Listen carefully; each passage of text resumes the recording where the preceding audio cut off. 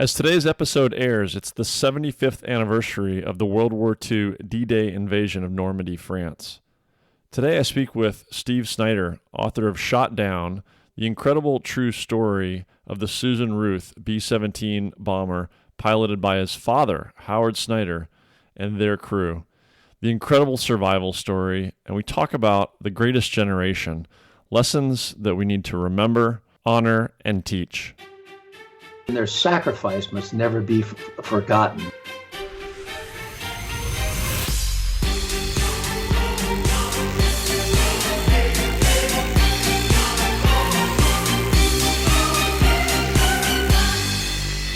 Man of Mastery Podcast, Episode 6, Shot Down with Steve Snyder. Before we jump in, everybody, I just want to say thank you again for your interest, for listening, for your support, for your feedback. Please keep it coming. If there are stories, guests, topics that you would recommend, that you're interested in, that you'd like to hear, please let us know. Also want to celebrate your support and say thank you again.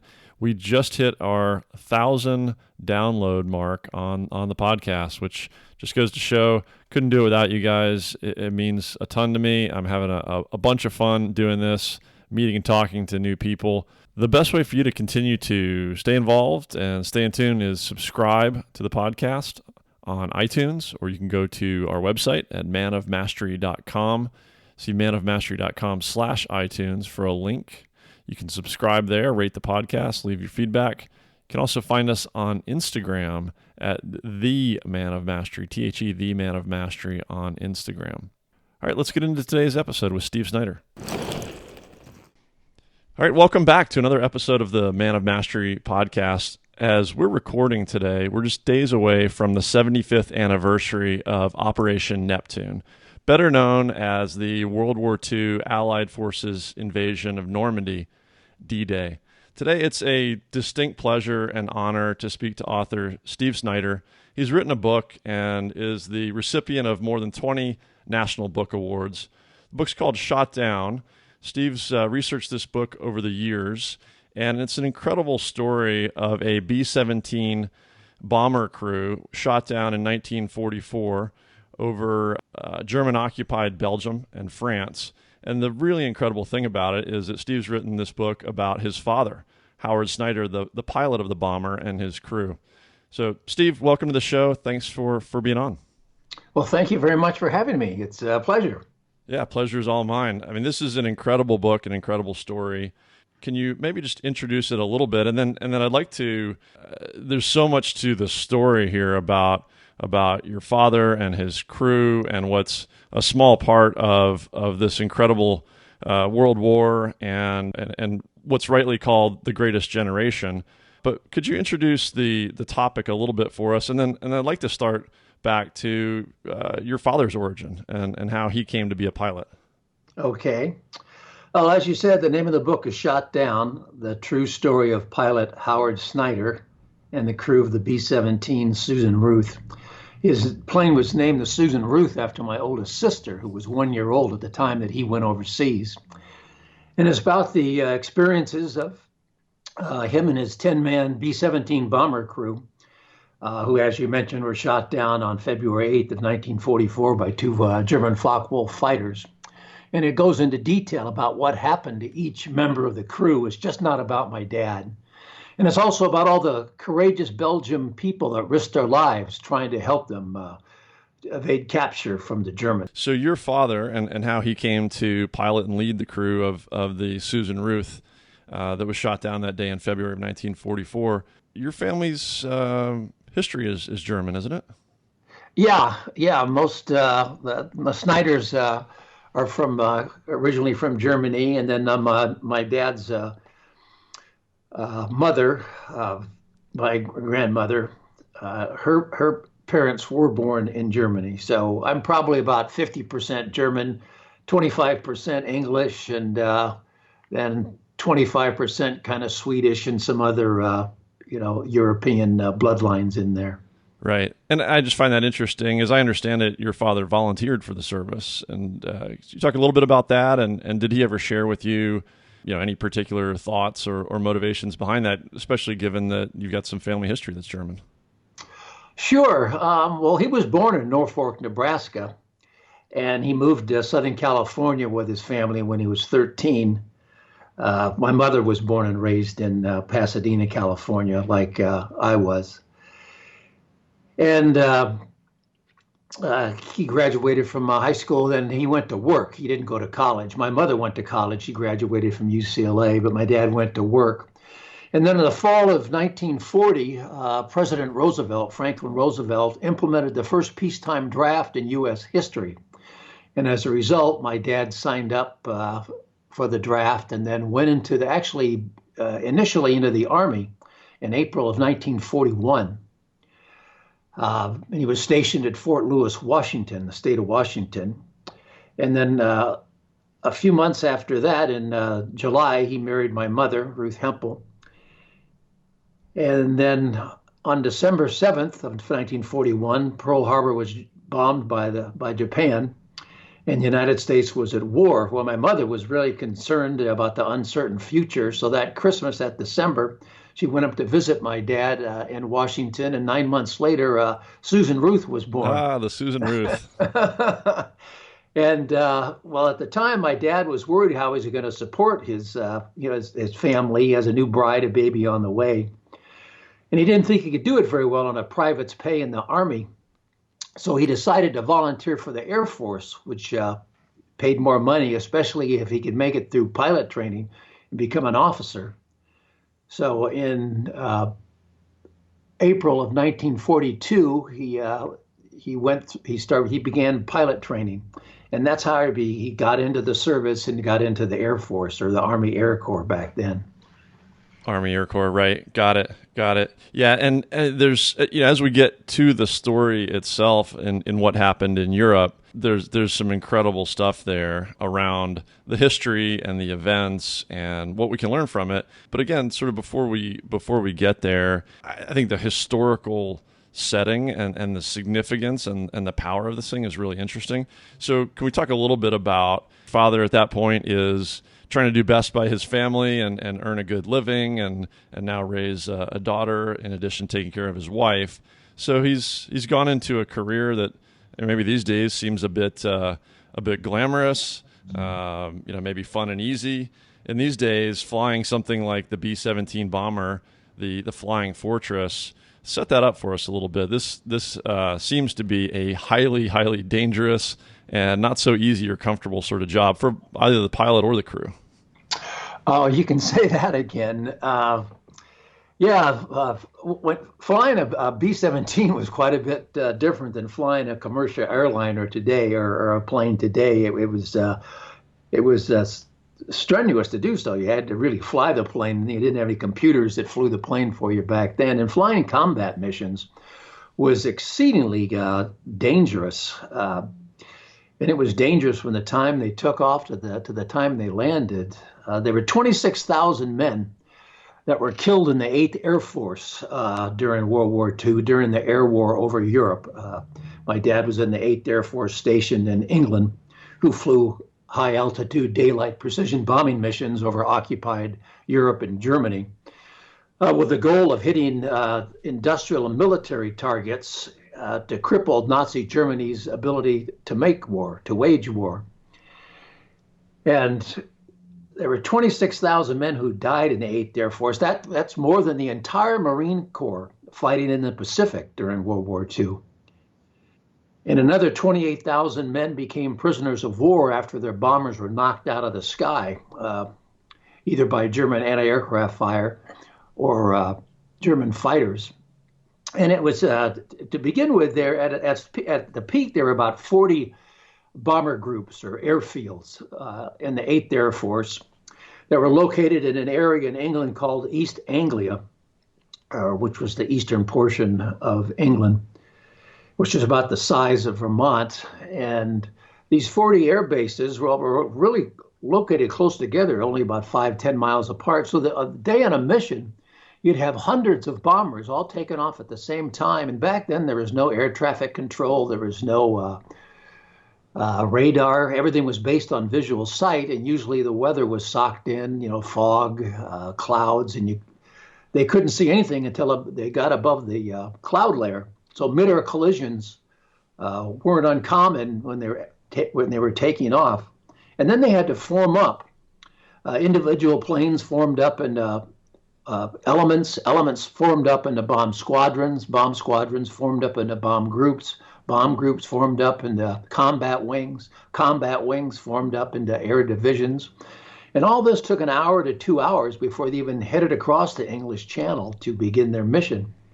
And then they had to deal with the elements. These B-17s weren't pressurized, so above 10,000 feet they had to go on oxygen, or if not, they'd pass out in a couple minutes and they could die. And it was also extremely cold at the altitude that they were flying. It was minus 40 to 60 degrees below zero. So frostbite was a huge problem. A lot of guys incurred serious frostbite injuries when hospitalized for lengthy periods of time. And then they had to deal with the German Air Force, the Luftwaffe, who sent up their fighters to intercept these bomber formations. And then when they got close to the target, they had to deal with anti-aircraft fire called flak. Flak was the abbreviation for the German word for aircraft defense cannon. And they were deadly weapons. They would fire 20 shells a minute, and these the guns were calibrated. So these shells exploded at the same altitude that the bomber formations were flying. And the shells were filled with all different shapes and sizes of razor-sharp metal called shrapnel that would burst out hundreds of feet and easily penetrate the thin aluminum skin of these bombers. And then when they got through the bomb run, the bombers would try to form back up again and head back to England, and then they were faced again with German fighters. So it was really an arduous task. It's pretty harrowing. The toughness of these men that were able to do this mission after mission. I mean, this is very different than I'm going to kick back on a 737 and I'm not, I'm a little upset if the Wi-Fi is not working or it's too cold in the cabin or I can't recline my seat for the first 5 minutes of the flight. Right? And just to put some context to this, and you mentioned the objective. So to read a quote from your book, the primary objective was to be a progressive destruction and dislocation of the German military, industrial, and economic system, and undermine the morale of the German people to a point where their capacity for armed resistance is fatally weakened. So in some degree, and not to depersonalize it by any means, to a degree, this was an industrial war and a war of industrial output, really. So I believe these daylight precision bombing missions were hitting German industrial facilities. And to put some numbers to it, you could talk about this a little bit more, but I think you've got some numbers in the book around the production that the U.S. put into its air forces, including its bombers. In 1943, the U.S. were producing along the lines of about 5 times the number of aircraft as Germany, and ramping up by 1945, 10 times the number. So this is not only a story of the incredible brave men that were flying these aircraft and fighting in Germany. It's also the men and oftentimes women here in the U.S. that were producing the weapons that waged the war. Oh, without a doubt, it was a total effort. The whole country, was united and rallied to this cause of fighting or trying to maintain their freedom and fight against the Axis powers, Germany, Italy, and Japan. And the production capability of the United States was absolutely incredible. I mean, it was just something that the Axis powers could simply not match at all. And the U.S. was producing it was just incredible amount of aircraft, tanks, jeeps, ammunition, food production that went in to support the war effort. One thing I'll mention that you kind of alluded to is that during World War I, the losses in men in trench warfare was just horrendous. And Britain and the United States wanted to try to avoid that. And so they thought by using air power, they could like you say, cripple the industrial military capability of Germany, and also kind of break the morale of the German people, and try to win the war as much as possible through air power to save lives on the ground. Um, Another aspect of the air war was try to eliminate the German Air Force, the Luftwaffe, so they could gain air superiority over the skies of Europe. Because without that, they couldn't invade Europe, which ended up as D-Day on June 6th, as you said at the beginning of the show. So there were multiple efforts going on. The U.S. bombed during the day, and they're basically, even though there was a lot of collateral damage, their goal was to hit military and industrial targets. And at night, though, the British bombed at nighttime. And they were involved in what was called area or carpet bombing, and they pretty much just bombed cities. Their goal was to break the will of the German people. And also, it sounds pretty drastic today, but the more, they would be killing civilians, but those civilians were the ones working in the factories and producing the material for Germany. So it was a two-pronged attack, really around the clock bombing by both the British and the Americans. Right. Yeah, and I'm glad you mentioned the British, and I mean, we're talking about some incredible numbers, but largely in focusing on the Susan Ruth and the B-17s and the U.S. Air Force. That's just the U.S. side, and the U.S. losses of men and equipment. The English also had an enormous effort going. And after I read your book, I started on another called The Escape Artists, which is a similar story about some British pilots shot down and imprisoned in German POW camps and escaping and evading. So if you haven't read that one, also a really interesting story from the British side of things. Yeah, there's a lot of books out there. During my research to write the book, I read book after book about the air war over Europe. And I went on the internet and just spent countless hours doing research, downloading declassified military documents. And I continue to read books or listen to audiobooks as well about the air war and escape and evasion. It's just fascinating to me. Yeah, it is truly fascinating. So to put a little more context to this, again, quoting from your book, in the 10 years between 1935 and 1945, of what I believe are the B-17 bombers that the U.S. built, around almost 13,000 of those, nearly a third were lost in combat. And these men, they signed up for a mission to fly and to bomb, and they continued those missions, at least initially. They basically had three options. You keep flying until potentially you're killed in action. You may be downed and imprisoned, or your greatest hope was for the end of the war. And I know that ultimately changed a little bit, but I think that contextualizes some of the severity of the situation as well as the commitment. And then if we narrow it down a little bit to, I believe the Susan Ruth and Howard Snyder and his crew were part of the 306th Bombing Group. And in February 1944, in part, they ended up in England to reinforce the 306th, which had a somewhat equally bad day in October of 1943, where 10 out of the 15 bombers of the 306th were lost, and in total, hundreds of aircraft were either lost outright, damaged to the point of having to be scrapped, or just otherwise varying degrees of damage.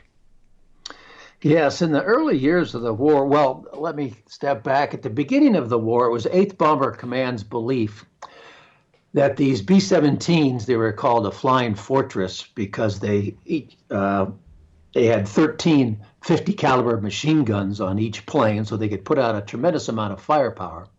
So the thought was these bombers, flying in hundreds of planes in a formation with all that firepower, could defend themselves from the German Luftwaffe. But sadly, that was not the case. At the beginning of the war, the 8th Air Force took devastating losses. especially in 1943. At the beginning of the war, there were no mission limits. And as you alluded to, these bomber crews quickly realized that they weren't going to make it home. They were either going to be killed or shot down and become prisoners of war. So in the spring of 43, the Air Force implemented a mission limit of 25, meaning that if a airman completed 25 missions, he could go home. However, the problem with that is that it was statistically impossible to complete 25 missions in 1943. The average number of missions flown before being shot down was only 6. And it culminated in October of 1943, what was referred to as Black Week, when over 4 missions during that week, the 8th Air Force lost 148 planes.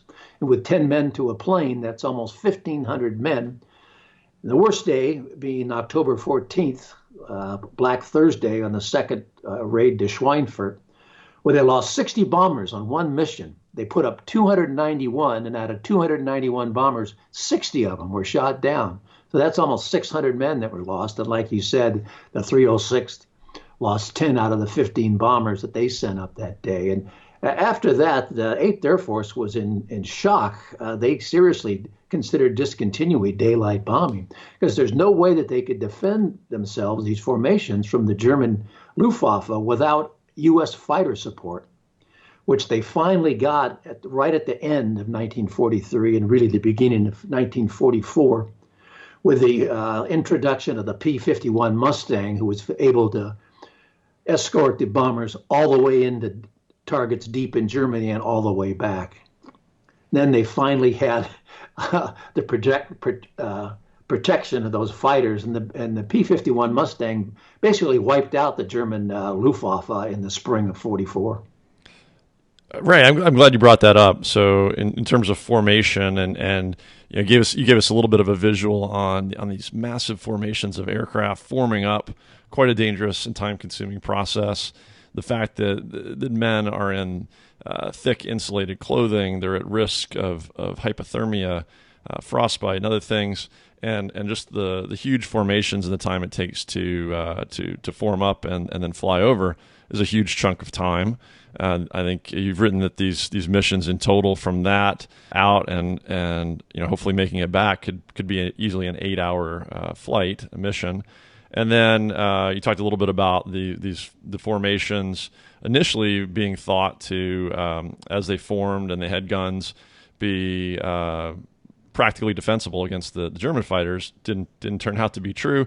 Added the American fighter planes to that and gained a lot more defensive advantage there. So maybe that's a good segue to what happened on February 8th, 1944. If you want to set up Howard and the crew of the Susan Ruth and what happened on their mission and their return. And I believe they fell out of formation due to some flak damage that made them vulnerable to the events that happened.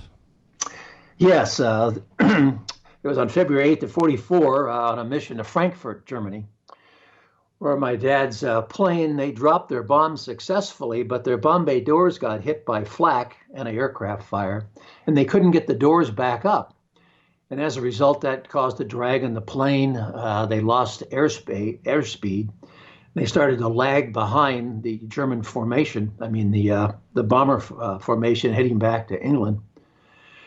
And then as a result, they were singled out by 2 German Focke-Wulf 190 fighters who, like wolves or lions, came in for the kill on a wounded animal. And in the ensuing air battle, the Susan Ruth was shot down. 2 of the crew were killed in the plane. The 8 other crewmen were able to bail out. But both those German fighter planes were shot down in the air battle as well. One piloted by Siegfried Merrick crashed, and he was killed in the plane. And the other was piloted by Hans Berger, who was actually shot down by the gunners on my dad's plane. They actually shot each other down. But he was able to bail out, and he made it through the war. It was interesting. Initially, it never even dawned on me to try to find the German pilot that shot down my dad's plane. All my dad knew and all the records showed was that they were attacked and shot down by 2 German fighters. And I figured, well, whoever did it they probably died during the war. If not, it's 70 years later. They passed on by now. I can't speak German anyway, so I can't communicate with them. But one day, while I was doing my research, my wife casually asked me, "Well, why don't you try to find the German pilot that shot down your dad's plane?" And like was easy, like is going down to the grocery store and buying. Right. And I thought, well, she doesn't know what she's talking about. She a crazy idea. But I did what she told me to do, like a good husband. And lo and behold, I found Hans Berger. And fortunately for me, he became a translator after the war, so he speaks perfect English. And he gave me some wonderful insight that's in the book about what it was like to go up against the 8th Air Force. I think that's one of the particularly special things about your book is that you were able to find out who Hans was, find out really both sides of that event. And we'll talk a little bit more about Hans and the perspective you've gained and the relationship that's formed with him. So if we could talk a little bit more about Feb 8th, 44, and what ensued from there, that, as you said, 8 of the 10 Susan Ruth crew survived and were able to bail out. But that was just the beginning, and for your father in particular, that was the beginning of 7 months of escape and evasion. Again, as a visual, because when I read Shot Down, I thought, okay, something happened, and then 8 of you are alive on the ground. Well, not so much. They were shot, as you mentioned, by Hans and these German fighters. Then the aircraft is on fire. You got to manage to get out. You got to get your chute to open. And then as you're floating to the ground, you're subject to potentially other fighter jets trying to shoot you down out of the sky as you parachute, potentially people on the ground shooting, German spies and troops everywhere. And then once you make it to the ground, if you make it to the ground successfully, you've got a whole nother set of challenges ahead of you. Absolutely. Excuse me. Yeah, the book, the first half of the book builds up to the day that the plane was shot down, February 8th.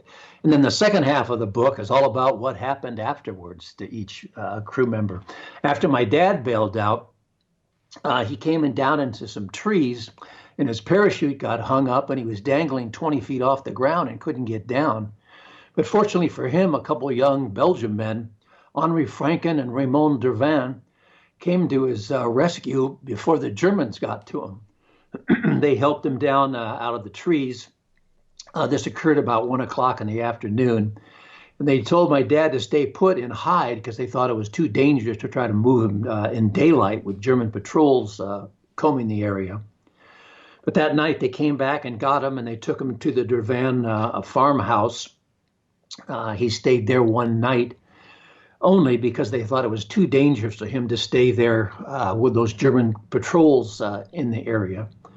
So the next night, a Belgian customs officer, Paul Tilcan, came and got him on a tandem bicycle to take him to another location. And they headed out at night. It was pitch black. It was rainy. And my dad had shrapnel wounds in one of his legs. He don't pedal with his good leg. And they came up to a hill, and they couldn't pedal the bike anymore, so they got off and started pushing it up the hill. When they got to the top of the hill, there was a cafe, a little cabaret there, and the lights were on, music was playing, there was loud talk and laughter, and all of a sudden 2 German Luftwaffe officers come out with their arms around young girls, and one of them comes up to my dad and asks for a light for his cigarette. Well, my dad can't speak French. He can't speak German at this time. But fortunately, Paul could, and he lit the guy's cigarette, and the Germans let him go on their way. My dad said they were too drunk and too interested in these young girls to pay much attention to a couple guys pushing a bike up a hill in the middle of the night. So that was quite an adventure. And after that, my dad was hidden by various Belgians. He might spend one night at a house. He might spend 6 weeks at a house. It all depended on how brave the Belgian people were who lived there and how dangerous the Belgium underground thought it was for him to stay there. And the people who aided my dad or any downed airman for that matter were unbelievably brave people. They don't not only risk their lives, but those of their family and friends. Because if the German secret police, the Gestapo, found out about it, they'd be arrested, tortured, and either sent to concentration camps or shot. And some of the people that helped my dad and his crew, yeah, did meet that fate. Right. I mean, just to picture that, you've got German occupied Belgium and France, and you've at the time, I believe there's a statistic around something like 4,000 airmen who had been shot down and were potentially hidden or on the run in these areas. And part of the idea, once you could find help and hopefully someone you could trust, ideally would be to move through there, through France, over the Pyrenees, into Spain, who wasn't participating, and then back to England, back to base. But that turned out to be a journey, that many of these guys just couldn't make. As you mentioned, your father was initially injured, and of course, your book portrays the stories of not only your father but the other 7 crew who made it down successfully. The men and women and families that risked their lives, and as you said, the lives of their friends, their family, their community to help these soldiers, to help in the resistance against the Germans. I mean, this is a scenario where you have divided communities. You have a resistance, but you may have people that are informants. You have German troops and patrols. You have German spies, and I think you even portray an event where the Germans, they're aware of this, and they started faking downed airmen to capture people who would aid and assist.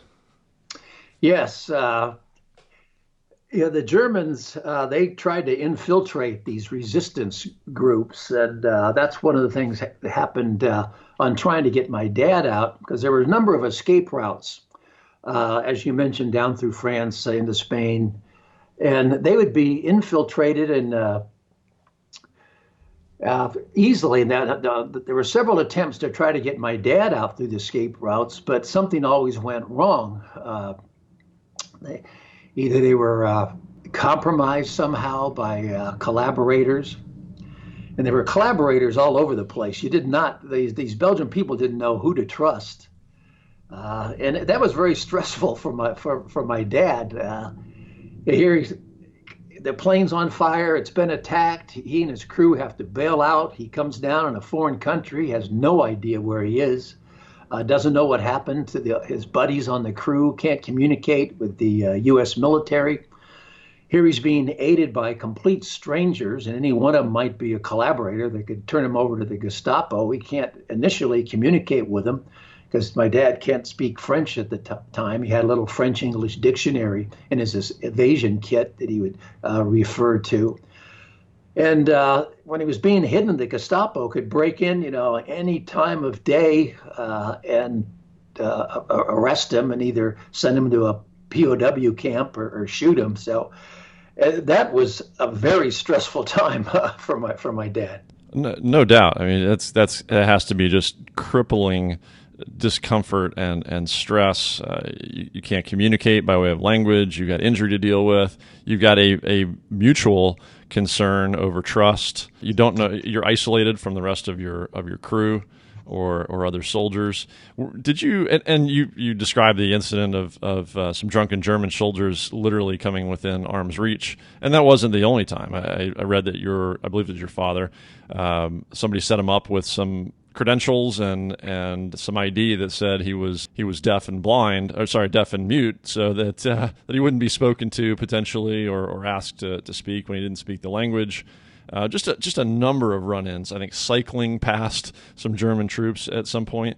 So imagining 7 months of that, do you have any insight from your dad directly from the research you've done? And maybe talk a little bit about where this research comes from in his papers and his diaries.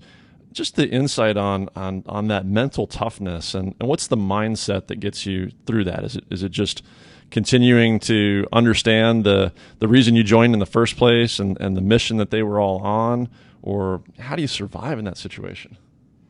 Yeah, well, in my opinion, they were the greatest generation. The character and moral fiber and dedication and loyalty that they had back in those days, and my parents were strong Christians, as am I, and I think the majority of the people were back then, and their faith that just kept them strong, and to endure that, And these guys are incredible. The way they look at it when you talk to veterans that today, it's just like, well, there was a job to be done, and we went over and did it, and then we came back home and got on with our lives. I mean, it's incredible how it's no big deal. Everyone was doing it, and I just did my little part. But to endure what they did was pretty incredible. There was another member of my dad's crew, Bill Schlenker, the tail gunner, that also evaded capture. But unlike my dad, he stayed at the same house the entire 7 months while he was missing in action. He stayed in the home of a woman and her two teenage young daughters, and he was a lot younger than my dad. He was 19. My dad was actually an old guy. He was 28 years old. An old man for those days. Yeah. And as you say, there's a number of instances in the book where he was almost found out by the Gestapo at various places where he was being hidden. Just the amazing toughness of it. And they make it sound easy. They had a vision, a mission, a job to do. They went and did it and got back to the families and life. Can you talk a little bit about, and you mentioned the incredible men, women, and families of the resistance and the people who assisted? Yes, absolutely. Like most World War II veterans, my dad didn't talk a lot about the war. I knew the basics growing up. But that changed in 1989. There was a memorial that was erected to my dad and his crew in the little village of Mackinoise, Belgium, which was just north of the French border. The memorial's a couple hundred yards from where the plane crashed down. And my dad and the other three members of the crew that were still living at the time went over for the dedication. And there my dad was reunited with all these Belgian people that hid him during the war, saw these places where he was hidden. And that brought it all back, and he started talking about it after that. And then 5 years later, I made my first trip over to Belgium. I've been there 5 times. In 1994 with my parents, and that's when it became personal for me, because then I saw all these places, and I was fortunate enough to meet a couple of the people that hit him during the war. They're all gone now, but I have to say, I probably wouldn't have written the book if it wasn't for 2 Belgian gentlemen who were young boys during the war, and they were greatly affected by it. They saw firsthand that the atrocities committed against family and friends, and later in life they became local historians. Their names were Dr. Paul Delahaye and Jacques Collot.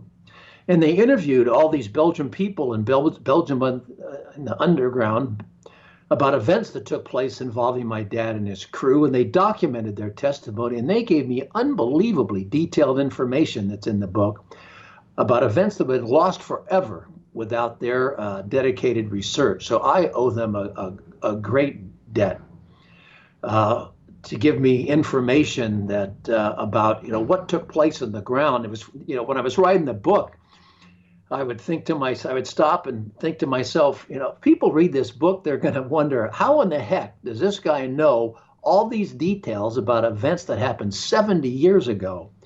But it was all through this firsthand testimony that provided either by my dad, other members of the crew, U.S. Army war crimes reports, and then Belgium firsthand testimony by Belgium Underground that provided me with all this information. So I was so fortunate to have all that detail. Right. That's amazing that they were so affected, and they went through that effort to document something so that it's not lost to history. And I didn't realize that they were a huge part in inspiring your writing of the book. Can you maybe talk a little bit about whether it's through them or the interactions you had with Hans Berger after all these atrocities? Maybe talk a little bit about reconciliation. Well, there's various facets of that. One thing I'll kind of continue about the Belgian people, they're wonderful people. To this day, they are still so thankful and so grateful for the Americans coming to their rescue and liberated them from Nazi occupation and Nazi oppression. And they do a wonderful job of educating their younger people, younger generations, to always remember as well. you know, their country was occupied. They went through this war. They experienced the hardships and the tragedy and the horror of it. Unlike people in the U.S., our country wasn't invaded. And they've built a number of memorials in the area, and every year they have ceremonies at those memorials, like my dad's, the one to my dad. The biggest celebrations are every September 2nd, which is the anniversary date of the liberation of Belgium. And I've gone over for a number of those, and I'm going over again this September with my family. Wonderful events. They last several days. I actually have gathered up relatives of 7 of my dad's 10 crew members to go over. There's going to be about 30 of us that go over, so that's going to be really a special time. Oh, fantastic. But I've kind of digressed there. And talking to Hans Berger, and for the book, I just interviewed Hans through email and over the telephone. But in 2016, I went to Munich, Germany, where he lives. He's still alive. He's 95 years old now. Wow. And I filmed an interview with him, had lunch with him, and we talked. And meeting him in person was, I get chills just talking about it. Was people ask me, well, don't you hate this guy that shot down your dad's plane? And I go, well, they shot him down too. But really, he was just like the U.S. airmen. He was 20 years old, just a young guy, fighting for his country, trying to do a job and trying to stay alive. Hans said it was unfortunate they had to be shooting at each other, but that's what they were tasked to do. And he feels war is a horrible thing. But Hans and I have become friends. I felt an affinity, a relationship to Hans from the beginning, because at one moment in life, my dad's life and Hans's life intersected. And World War II was the defining moment of my dad's life for, I think, any man who fought in World War II. There was nothing that affected him more than that. Yeah, I really love that part of the book and story and that perspective that it brings. And as you said, such a devastating event in terms of loss, the war. 60 to 80 million people in total.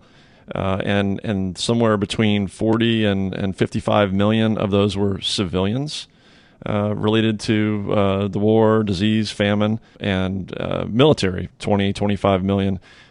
Just incredible loss. So your story of the resilience and the survival and people coming together on either side of the war at that time, and then your story with Hans, people coming together across those lines later in life with perspective. It's really an incredible book. And these guys really were we're losing them now, the greatest generation. Any thoughts on that in terms of what we today can take away and learn from the greatest generation, gaps between that and sort of where we are as a culture today that we might change, improve, or learn from? Well, there was no other event in history that affected more people than World War II. As you said, millions were killed, millions more were wounded, millions more were displaced and left homeless. It changed the course of the United States and the world forever. And the brave young men, these guys were in their late teens and for the most part early 20s. As I mentioned, to me, are the greatest generation. Their sacrifice must never be forgotten. It's been over 70 years since the war. It's fading in people's memory, and we can't let that happen. As you mentioned, my dad was a member of the 306 bomb group. I'm on the board of directors and immediate past president of the 306 bomb group. And it's our mission of the 306, and it's to remember, honor, and educate, to remember the air war over Europe, to honor the men who fought it, and to educate the public about it, especially younger generations. And that's why I do what I do. We can't let their memory fade. All the freedoms that we have today, we have because the Allies won World War II. Absolutely. And thank you so much for your passion and doing your part in this book and the work to help preserve this history so that we don't repeat those lessons, that we can learn from this greatest generation that we never forget and we don't take for granted. So maybe on that point, could you just talk a little bit about where the best place is to find you, keep up with you, get your book, enjoy it, and maybe come see you speak or get a book signed at an event? Sure. Most people get the book on Amazon. It's available as a hardcover book, paperback book, all ebook formats, such as Kindle. It's available as an audio book. In the print book, though, the hardcover and softcover, there's over 200 time period photographs, so you can visualize everything that you're reading about. If someone wants an autograph book, they can go to my website, stevesnyderauthor.com. That's Snyder, Snyder, stevesnyderauthor.com. And on there, there's a tab for my appearances, every place where I'm signing books or making presentations. But if anyone wants to contact me, my email is steve@stevesnyderauthor.com. And I return all my emails, and my telephone number, my email address is in the book and on the website, so I'm readily reached. I'm also on Facebook.